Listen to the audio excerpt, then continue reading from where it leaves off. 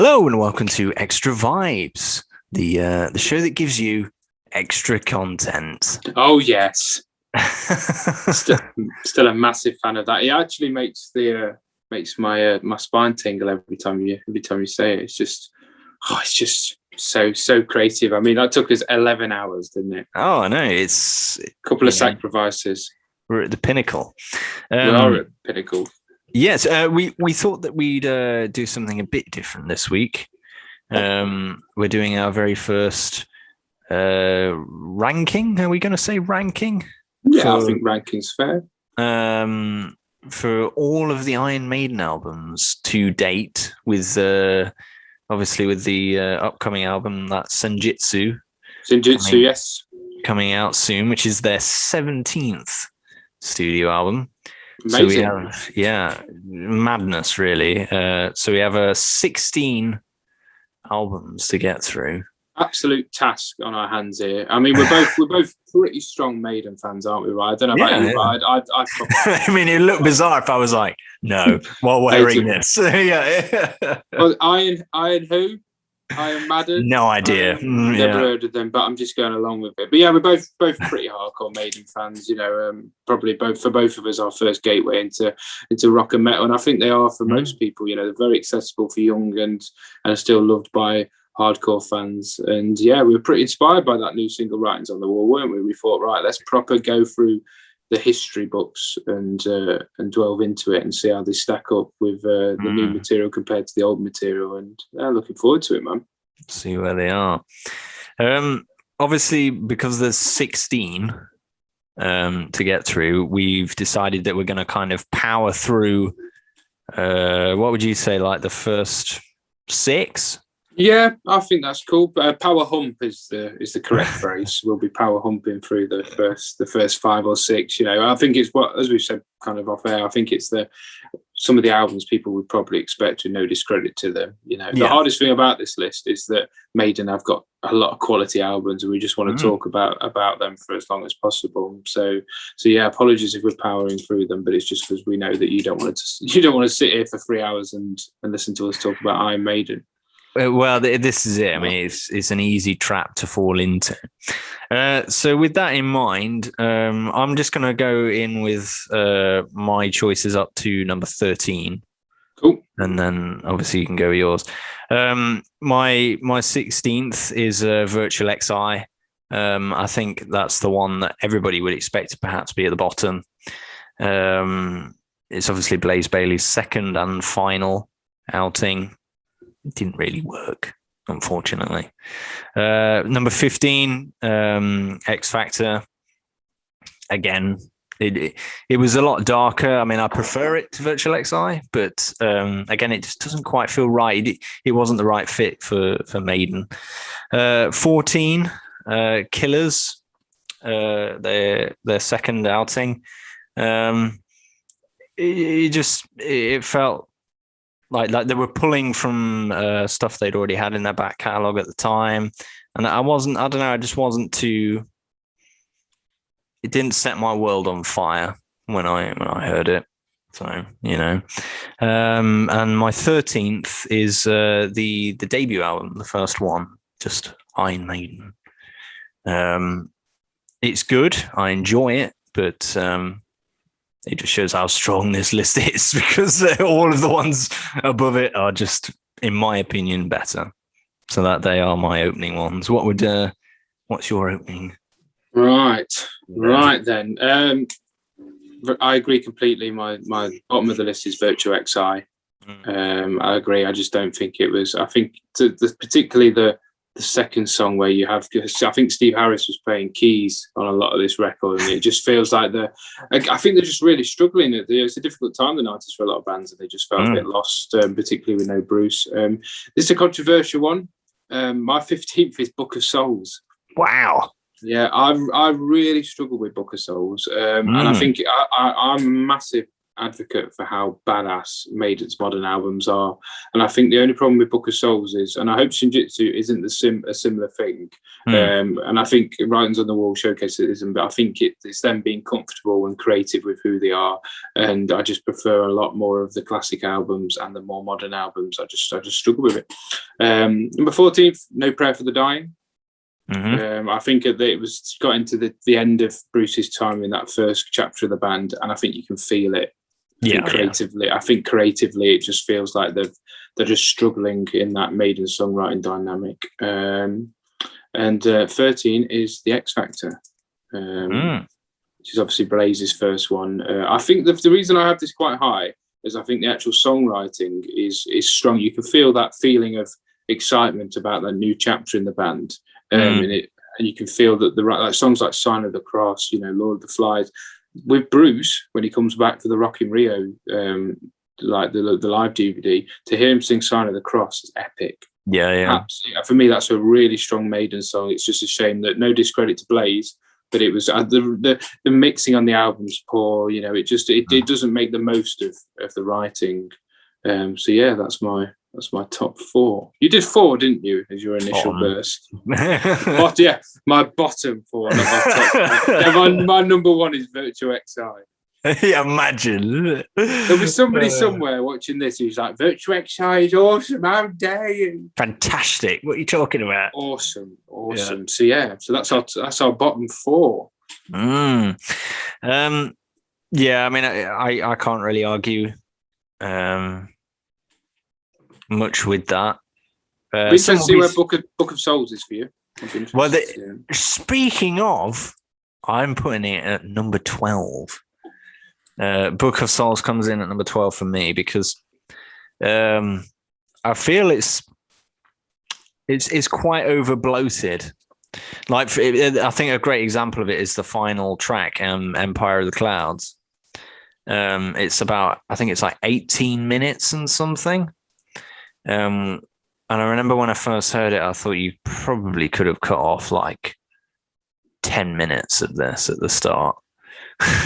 Like it feels like I love a good long Maiden song, but I do agree. I think a song should be that long because it needs to be that long, and I think that falls into. I didn't feel like it needed to be. Get lost. But yeah, and again, it's like, is there any tracks that I go back to? Probably Speed of Light, but yeah, I like Eternity Shall Fail. I think that's a good song. Track. But yeah, it didn't set my world on fire. It was of this new era. It's probably, well, it is the one that I least favor. Yeah, what's your number 12? My number 12 is Fear of the Dark. Apart from the song Fear of the Dark, which I think is obviously a masterpiece. I think it's everything wonderful about Maiden. I really struggle with the album. Again, it's the last album with Bruce in it. Fear of the Dark, yeah, it is. Yeah, I'm dead sure it's the last. In No Prayer for the Dying.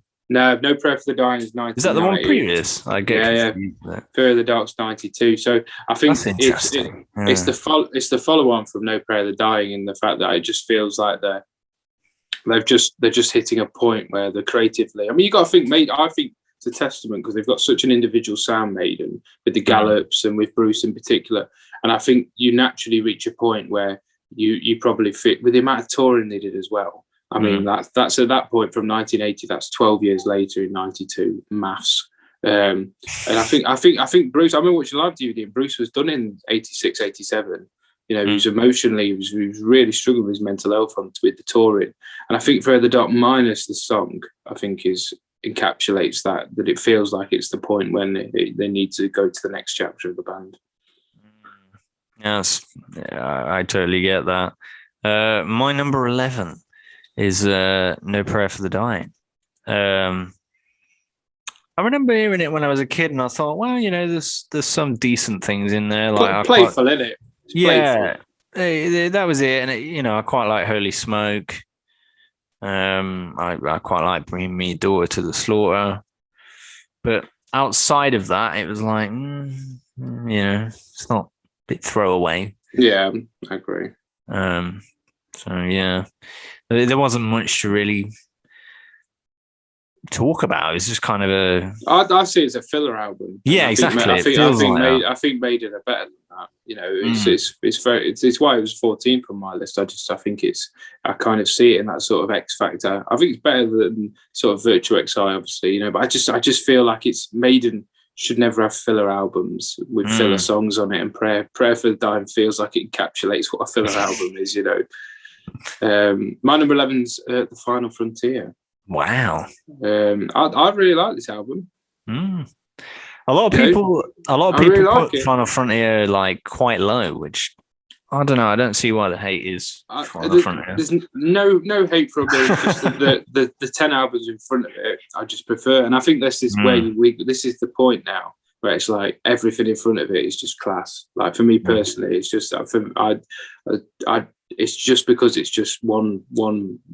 It's one worse than the 10 before it. I enjoy it. I don't think it needs that fucking intro before the Final Frontier kicks in. I mean, the amount of human beings that have skipped that intro must be unbelievable. I went to go and see them live at when they were touring this, and that fucking intro went on forever.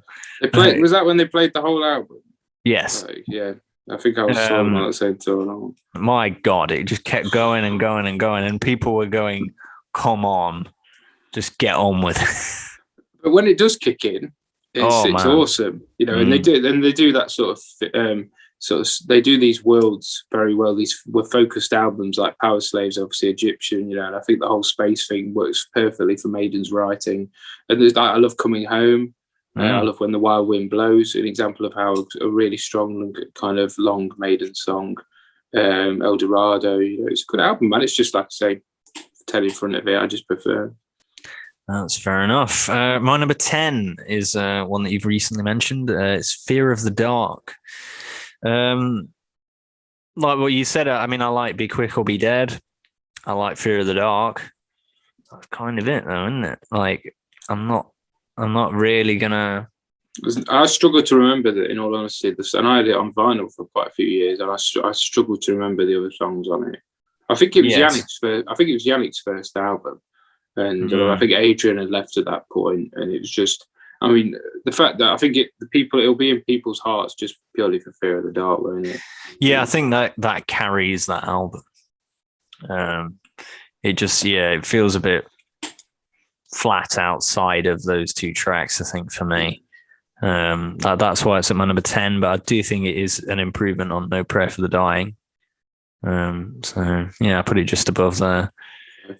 My number 10 is Somewhere in Time.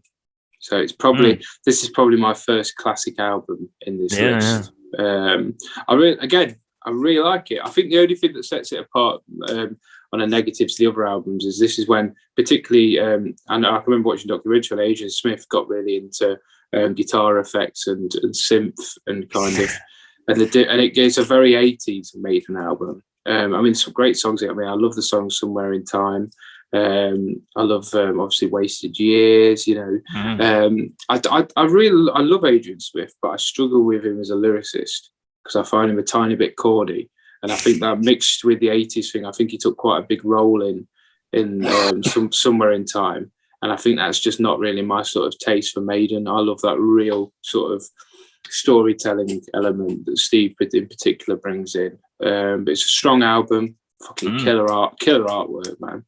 Yeah, I mean, it's a classic Maiden album, you know. What's your number 9? We're getting into the meat of it now. It's serious. Ironically, it is Somewhere in Time. For very much the same reasons as what you said. I feel like they sank perhaps a little bit too far into that 80s thing. So when you go and listen to it now, outside sounds dated, outside of like Wasted Years and stuff, it does feel a bit dated compared to everything else in their back catalogue, I feel.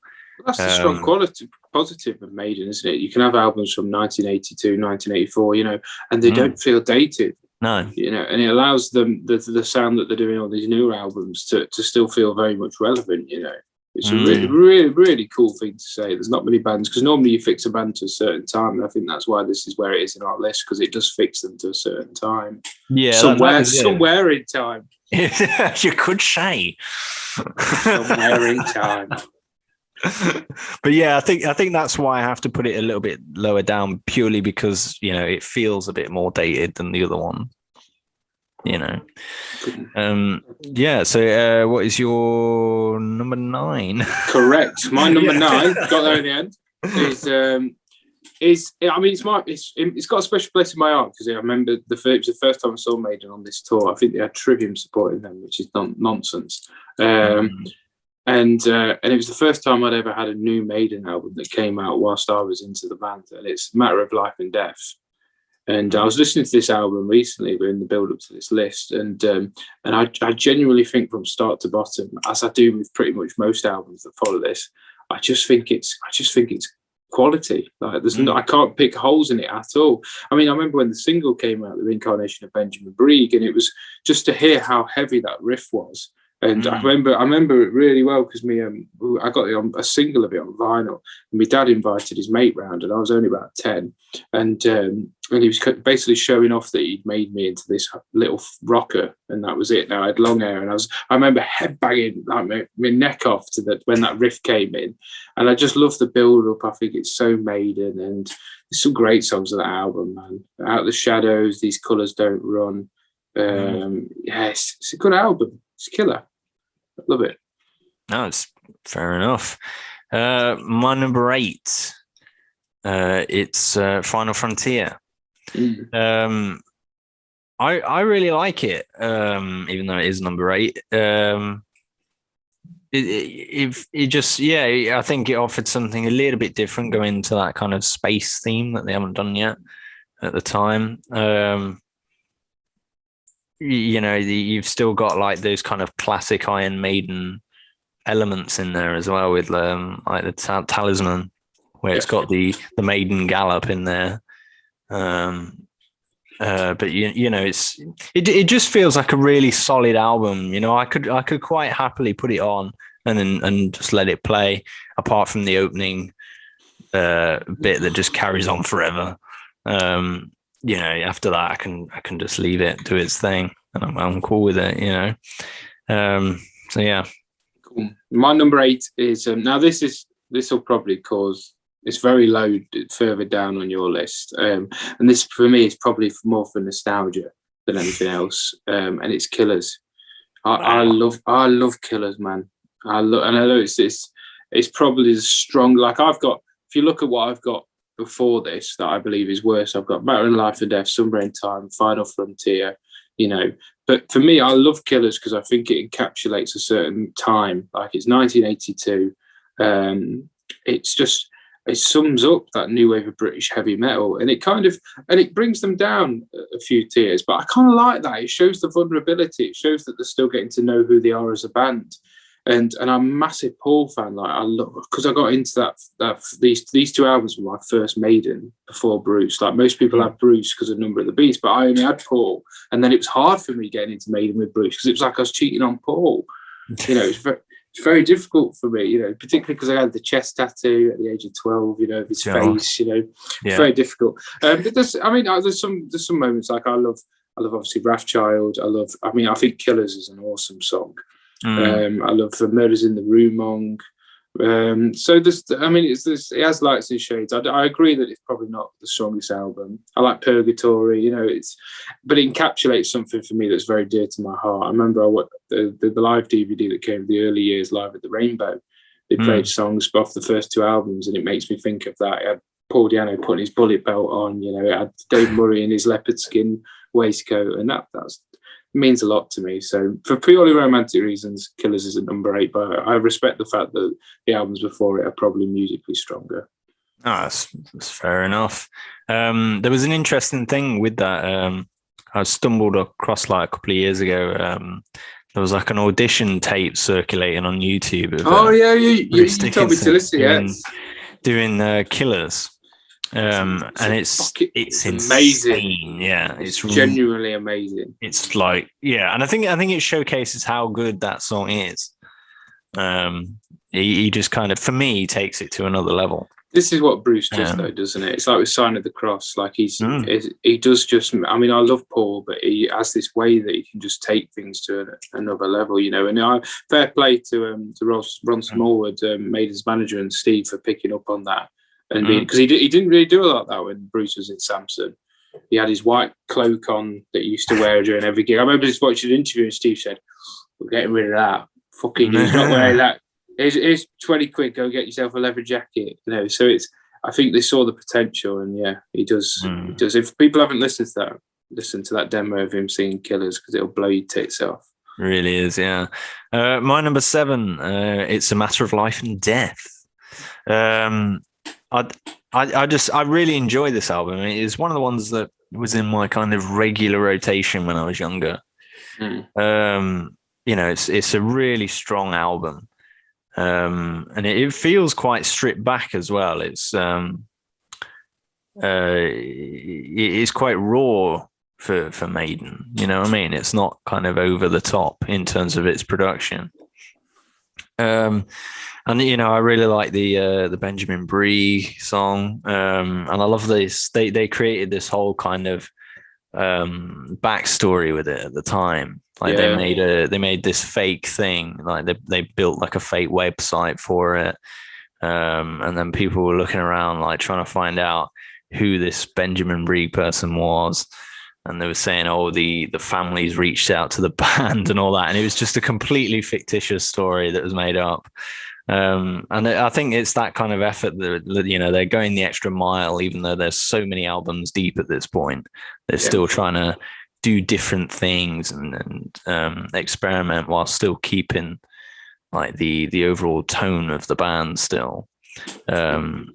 Yeah, so I agree completely. I like, even though I had it 9th, I think Matter of Life and Death is a great example of, like, you had them first 2 albums when Bruce came back, and Matter of Life and Death for me is like, bang, we're so comfortable with who we are now. Like, we're Iron Maiden, you know. Like, I just feel like it, like you say, it's stripped back and it just cements how awesome they are. No, I completely agree with that. My number 7 is Brave New World. First Brucey Second Chapter album. It was also the first record that Kevin Shirley produced, which I think is really important because since from that point to Senjutsu, he's produced and engineered and mixed every album from then. And I think for such a long time they had Martin Birch on the second album up until I think Fear of the Dark before, and then they had somebody else come in for the Blaze era. And I think it was really smart to make that decision to go with someone else and be like, right, this is the person. And I think Brave New World showcases everything there's a culmination of Maiden, you know, basically kind of having a rebirth, you know, and how they're going to survive the new millennium. And I think it showcases everything that's made them survive and made sure they're at the top. I mean, it's massively important, obviously, that Bruce came back, but also Adrian Smith. Like, I'm a big Adrian fan. I mean, songs like The Wicker Man, Flight of the Navigator. I mean, the first 6 songs, man, it's just killer. Like, they're fucking awesome. I remember like watching that. I had the Rocky and Rio live DVD, which was the tour where Brave New World came out, and just they're absolutely untouchable. Like, and them songs sit head and shoulders over everything else. For me, a testament to that album in general is that you know, tracks like Blood Brothers and stuff are kind of now a staple in their overall set list. Classic tracks, aren't they? Yeah, like they are now kind of classic tracks as well. So to break into that kind of must play list at that point in their career, it just, you know, I think it was such an important album. You know, imagine if they'd have released that and it was crap. No, that would have been it. It'd have been finished.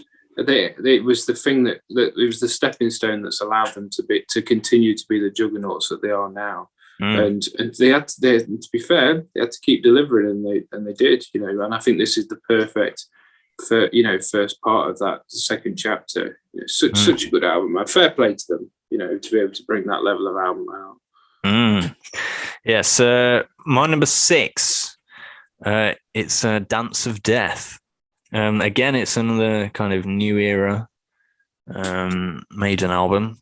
I really like this album, although I hate the cover art. That's the only time. Yeah, well, I don't like the cover art. I think the guy who did it hated it as well. And Steve said, "Oh, I love it. It's fantastic." And then he used it without the guy's permission, and he was pissed because he didn't like it. And I agree. I can't stand that CG stuff. Yeah, it looks awful. It looks like a PlayStation 1 cover.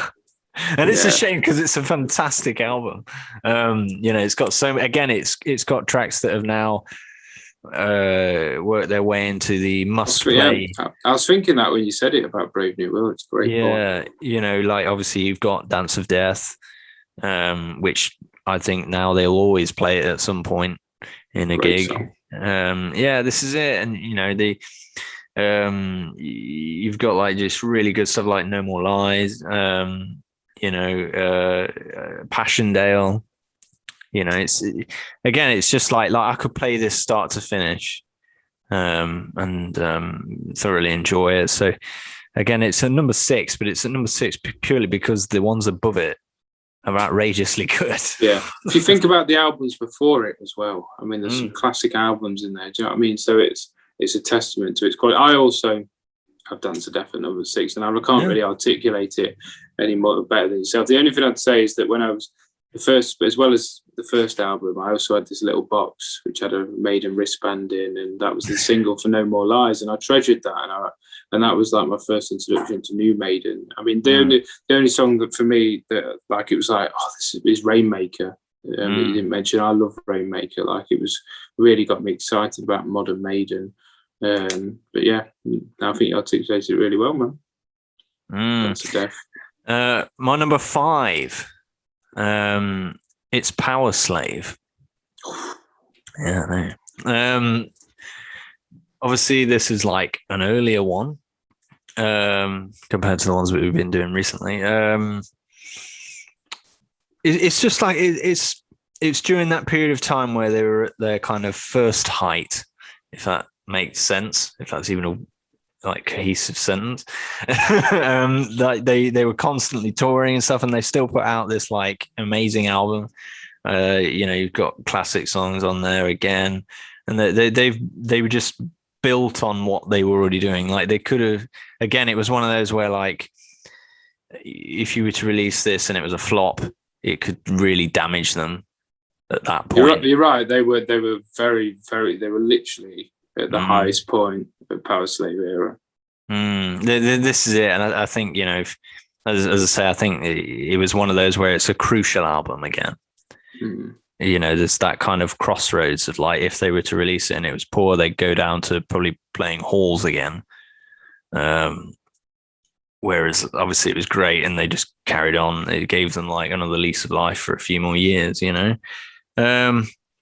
think when I was younger, it was again in that rotation. That's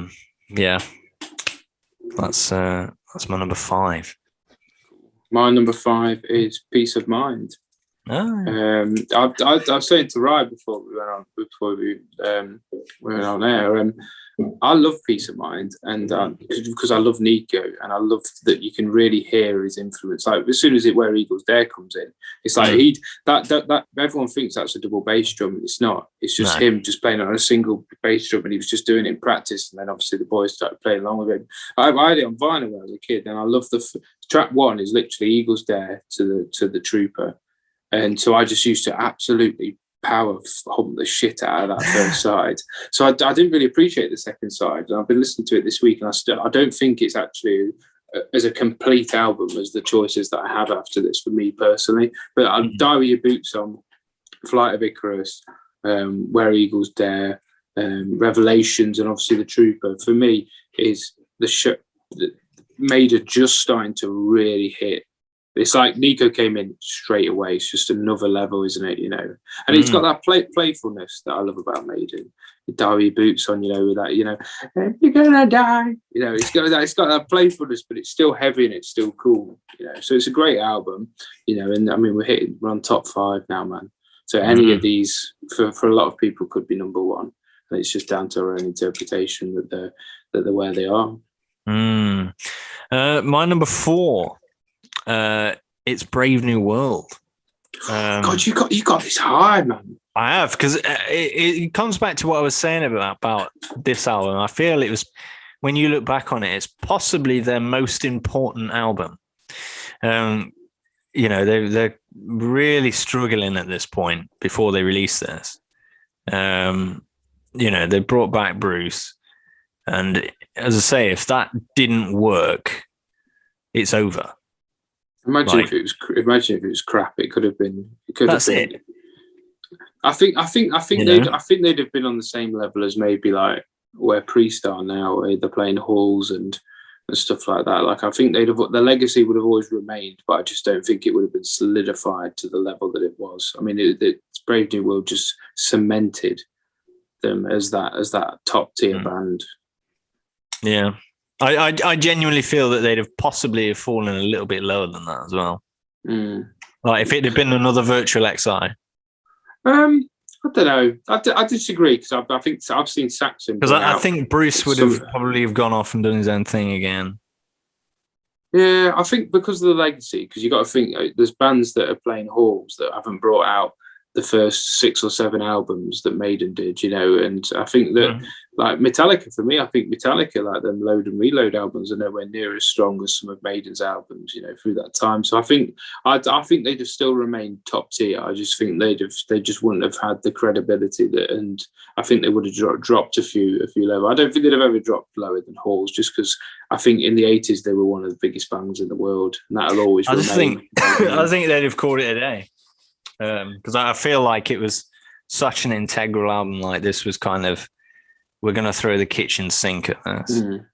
And if it doesn't work, where do you go from there? And fortunately it did work. So we're in hypothetical land. But it's full of classic songs. As I mentioned before, it's got loads of songs that are now in the regular rotation. So for that reason, it's high at my number 4. Cool. My number 4 is Seventh Son of the Seventh Son. Now Seventh's got them 80s overtones that Somewhere in Time's got, but I think it's molded really well into a complete album, and that's why I value it so highly. Because for me, particularly with these next 4, I think this is where Peace of Mind falls short for me, is that I feel it just feels like a complete body of work that any band would be proud of. You've got like Can I Play Madness, Moonchild, it's just literally just, and it's got the Peace of Mind playfulness that Maiden became so recognized for, but it's got that Steve's like storyteller songwriting, and you've got Bruce starting to bring more lyrically, it's just, I just think it was a pretty critical album for them at that point, because Ron was pushing them so hard to tour year after year, album tour, and I think at this point they were all struggling a little bit. And I think they were struggling kind of somewhere in time, because this is after Somewhere in Time, isn't it? I think do you think it's Powerslave, Somewhere in Time, and then Seventh Son of a Seventh Son? I'll double check it. I believe it is. Yeah. I'm pretty sure. So I think. Yes, I'm going to say. Yeah, so I think at that point, it's kind of like maybe they reflected on how the reception that Somewhere in Time has and where they were as a band, and I think Seventh Son reinforces, how killer they are. And again, I think a band this big, every album's critical, and I think they delivered on this one very well. But yeah, it was the 7th album, and Seventh Son of a Seventh Son, that came out in 1988. Yeah, it's fair enough. That's my number 4. So we're on top 3 now, aren't we? Serious. Yes, it's the super serious time. My number 3 it's Peace of Mind. Again, it was very much like what you said with it. I feel that it's a great album, but maybe the second half isn't quite as strong. But I feel that, it's always considered as part of the kind of classic album batch, and I think it's still really stood the test of time. For me, obviously, you've got stuff like The Trooper. And Trooper's just legendary. Yeah. Legendary. It's like, if you if they didn't play that track, people would be disappointed. So it's like, I'd be an outrage, man. Yeah, this is it. So, but I also think they have they go in slightly different directions with the album. They could have just done the same thing what they'd been doing previously with it. But they wanted to have a further progression. I just think it's a great album. Really solid. That's my number 3. Cool. My number 3, and it was disgracefully low on your list. Disgracefully. But we've all got our own opinions. It's Maiden's first album. It's the debut album. Yes, you were talking about this. Yeah. I genuinely believe this is one of the greatest debut albums of all time. And I think if it was produced by and mixed by Martin Birch, who obviously did Killers, who was well known for Deep Purple and amongst other things, I think it'd be thought of so much higher than what it is. You've got to think a band at this point. I know they've carried these songs for a long time. There's a lot of hype around Maiden at that point, 1980, thick of new wave of British heavy metal. I think it's. I mean, I've got, thanks to my dad, I've got a great understanding of the albums that came out around that time, and this stands head and shoulders musically, songwriting, everything. Oh yeah, everything else. It's fucking unbelievable. Songs like "Remember Tomorrow," "Strange World." And Paul's voice and energy is just amazing. I mean, Phantom of the Opera for me encapsulates everything about 1980. It's just so good. I mean, Iron Maiden is. It's corny and it's but I love it. And I love Sanctuary. I love Prowler. Like this is probably one of my top 10 favorite albums of all time. And the only reason I've not put it first is because I genuinely believe the other two are musically better albums and deserve to be acknowledged as such. But for me, I think this is it's just for that time. As a first album to bring out something of this level for me, it's just unquestionable. I think it's awesome. That's fair enough. I think there's always kind of two camps with Iron Maiden. I feel like there's like you're either like a big Bruce Dickinson fan or you're somebody that I don't know either prefers Di'Anno or likes that kind of more raw style. Yeah. I think if you've had Di'Anno first, and there's that as well. I think it clouds your judgment. Like I think if I'd have had Bruce, I'd think Di'Anno was a fool. But I had Paul first, and I just love it. I just love how raw it is. Them gigs at the Ruskin Arms, man. In the if you were there.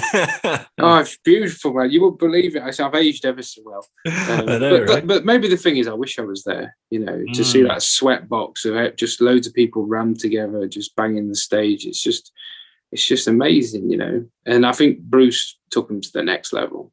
They were never going to be the band. If they stayed with Paul, it just wouldn't have happened. No discredit to him, but it just wouldn't have happened. No, that's fair enough. I mean, obviously, without that album, they wouldn't be where they are. Again, it goes back to that important album thing. I think for me, it's all part of the journey. Yeah, exactly. Right, top 2. My number 2. It's Seventh Son of a Seventh Son. Oh, yes. I think that it's a really good, strong album, and a lot of people always talk about this one really highly. Like in terms of like musically strong, like the musicianship is really top draw. It does have that kind of 80s vibe as we talked about with like Somewhere in Time, but I feel though, doesn't it? It's a lot more refined though this time, and it doesn't slap me in the face with 80s. Yeah. Whereas Somewhere in Time does. So I think you can get away with it, and then you've got classics in there like Kind of Play with Madness. There's again, it goes back to that thing of like there's songs that they have to play off that album, and there's quite a few, I think. Everybody rates it highly as well. So I feel that I have to kind of voice other people's opinions as well as mine. I'm like, fuck that. Debut album third. I'm like, fuck people's opinions. No, I agree. I think I was contemplating having it higher than I did because for the reasons you voiced. I think these top five, can be swapped around based on they're very interchangeable. Yeah, which is a testament to the level of quality. My number 2 is Number of the Beast. Yeah, so I think it's probably most people's number ones. It's I obviously I love Number of the Beast. It's when Maiden, it's their number one album, changed their careers. Bruce's first album, and my only thing with it is I think the songs that are known for it, I actually don't think are some of Maiden's best songs. Like I'm not a massive fan of Number of the Beast. I'm not a massive fan of Run to the Hills. I just think because of the chorus and just because of the way Bruce delivers it and the overall production of the album, I think it's perfect for that time because the new wave British heavy metal had dropped out and you're going into this more theatrical thing. But songs like Invaders, The Prisoner. I mean, I love 22 Acacia Avenue, even though it's probably the worst song on the album. Yeah. I just love it. It's that development from Charlotte the Harlot, so I naturally love it. And Hallowed Be Thy Name is up there as one of Maiden's greatest songs. Just legendary. Sums up everything that makes Maiden epic. You've got that slow build up. You've got Bruce, dancing around every word and every lyric. And when you see him live, you're literally just held. Like they've got you in the palm of their hand. And this is the reason it's number 2 and will be number 1 for most people because it's every song on it is pretty much just awesome. I mean, Children of the Damned, you know what I mean? I was going to say it's classic. I mean, no secret, it's my number 1. It's the only one left.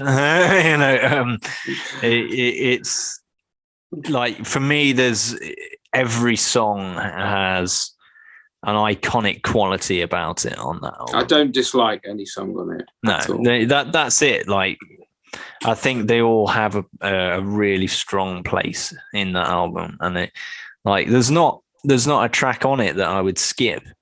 For me, it's the pinnacle of Iron Maiden in general. It's always going to follow them like forever. And there's a reason for it because it's top quality, and again, it's like what a critical album that is. Well, Bruce's first album, isn't it? Yeah. Again, imagine like you got a new vocalist come in, so there'll be people that won't like that. It's a bit of a change style. Bruce, what kind of name is Bruce? Who's that? And he came and floored everyone. Yeah, this is it. It's absolute epicness. I feel that it's just it's an all-time classic, and for those reasons, it has to be my number 1.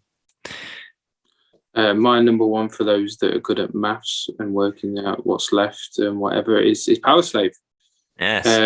Really struggle between this and Number of the Beast. I mean, like I say, even the top 3 for me, I know put Maiden's first album first. People have been uproar. That's what I'm saying. But I mean, probably the reasons why you chose Number of the Beast, the reasons I chose Powerslave. I think it's for me. I think it's the culmination of everything. I think I wanted to pick an album that had Nico on it because I think Nico just brought everything up a whole nother level. And I think the band grew so much with Powerslave, like it's so much more mature than the first 4 albums. And you got Rhyme with the Ancient Mariner in there, which for me is just everything that is awesome about Iron Maiden. It's the songwriting just felt like it took this mature jump as well as having that thing that made Maiden so intriguing as 12, 13-year-old getting into rock and metal.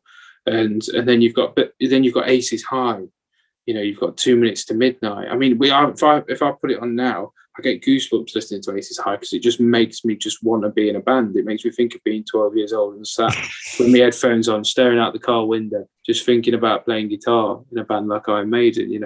It's just the energy of it is just, and the guitar solos, man, they're just so well written. Everything feels so well articulated. It's very similar to Number of the Beast, very similar in that for me personally, every song on it, I really enjoy and feel like it deserves to be there. If you think of an album like a puzzle, for me, every piece is just perfectly in place. For particularly them, Number of the Beast and Powerslave. I think, like, as I said before, for White Second, I think the only thing with me with Number of the Beast is the songs that carry it and are the legendary kind of things that uphold it. I just aren't some of my favourite Maiden songs. So it's purely personal. Whereas Powerslave, the songs that hold it up, like Rhyme of the Ancient Mariner, 2 Minutes to Midnight, Aces High, Powerslave, it's just an amazing song. And I think there's similar to Final Frontier. I think it's so cool how Maiden can almost write in the style of the album. You know, yes, it sounds Egyptian. I was going to say, like, sounds like it was in space. You know, how does? Yeah, I don't know how. Like Powerslave sounds Egyptian, like the track, like, but it does. I think there must be certain scales in there or something. I'm not enough of a virtuoso to. Yeah, to but it has got this grand scale to the album, and it does feel like an epic, doesn't it? So it's I can totally see why. I mean, any of these, I would say top five. Yeah, different day. I mean, my top five: Peace of Mind, Seventh Son, Maiden's debut, Number of the Beast, and Powerslave. Another day it could be Number of the Beast. Another day it could be the debut. Another day it could be Seventh Son. You know, so this is how I know we preach about Maiden. You know, we chose them as best live band ever, or whatever. And best classic band, killing it, but we do it on merit, don't we, man? Yeah, you know, Maiden worked tirelessly through the 80s to deliver quality material, and the show just got better and better. And the show's not covering up for anything; it's just another level. It's just because they want to give you the best they can possibly do, you know. And I've enjoyed doing the list, man. I've enjoyed going back and listening to these albums. Didn't really enjoy listening to Virtue XI, but we'll move on from that. You know? Hypothetical question. I love a hypothetical. Before it comes out, where do you think Senjutsu will be? Oh, I love it. Right. Let me have a look. I'm worried it's Book of Soulsy. I love Writing on the Wall, but every song on the album is very much over 6 minutes. Yeah. So, which I don't mind. You know, I'm a big progressive rock fan, but like I just that worries me a little bit. I know what you mean. In my list, I reckon it'll be somewhere around Final Frontier, Further Dark, X Factor, which is 11th, 12th. Yeah, I would agree. I think maybe 11th, 10th. Yeah, I think it's really strong for this point in their career. Yeah, and I think it'll be really musical, creative album. Like Bruce seems to have a lot of input, you know, with the whole story and the concept. Like I think he came up with the concept for the video, and I think, I personally am much more a fan of Steve's writing. You know, and I think for me personally, that's why I might not. I think I'll absolutely fucking love it. But I just don't think it'll probably break into them classic albums. And it's hard. A band at this point, like you say, 17th album. I'd be amazed. I mean, this is why we were so in love with 13 with Sabbath. You know, it's a different album because it was the sign off. I get that, but I put 13 in with the classic albums. You know, in with Master of Reality, Paranoid, and Black Sabbath. Whereas I don't think Senjutsu will be in that top 10 of classic Maiden albums for me. But yeah, I want them to prove me wrong. Oh yeah, I mean, I think it's a testament that when we're looking at this, we're talking about like maybe 10th or somewhere, potentially, because the ones above 10 are like possibly, arguably, like classic albums or fantastic albums, or you know what I mean, like, you know, they're all like so good. Yeah, man. I mean, we've both got this kind of post 2000. You know, we've pretty much got every album minus sort of Book and Souls and for me Final Frontier in our top 10. Yeah, you know, which is for me is a massive testament to the level that they set themselves to reach. You know, Brave New World, Dance of Death, Matter Life or Death for me are classic albums. And I think that's enough. And if at this point in the career, Senjutsu's at, you know, kind of floating around that sort of 11th, 10th, I think that's still a fantastic output because most bands aren't achieving that. You know, and I can't wait. I think it'd be great. Yes, it'll be interesting. So that is it for Extra Vibes. Comment below and let us know where you think Senjutsu will be. Do you think it'll be better than like Virtual XI? Maybe. Some people didn't like writing on the wall, so who knows? And let me know your thoughts on the debut album. I preached quite passionately about it, but maybe that's just because I let my heart rule my head. Let me know. Who knows? Yeah, I mean, it will be interesting. Is there like extreme Diano love out there still after all these years? I still love a bit of Diano. But if somebody said to me, would you have peak Diano or Pete Dickinson, I'd have Pete Dickinson. Yeah. And I think that probably sums it up. Yeah, I think this is it. But yes, let us know below with those two questions. Obviously, that is it for this week on Extra Vibes. If you like what we're doing, you can subscribe and follow us, because we also do a podcast as well every Saturday from 10 a.m. And if you want to find out who that guest is, you can follow us on Facebook. And on a Wednesday from 10, we reveal who that guest is in the form of a trailer. We do indeed. Yes, don't we, Aaron? Yeah. Tell him. Back me up. I will back you up. Normally I wouldn't back him up, but I'll back him up. But yes, thank you for checking out the Extra Vibe. And if you subscribe, you like us on Facebook, follow us on Instagram, all that palaver, you can join the vibe. And you never know. Next week we could be chatting to a guest that's from your favourite band, or it could even be you. Who knows? Could be anyone. Literally could be anyone. It's not going to be you, but it could be anyone. Dan, it's not going to be you. We've crossed that bridge. So from the kitchen. Yes, thank you for checking us out. Thank you for supporting the vibe. Big love as always, and we'll see you next week. Yes, see you next week.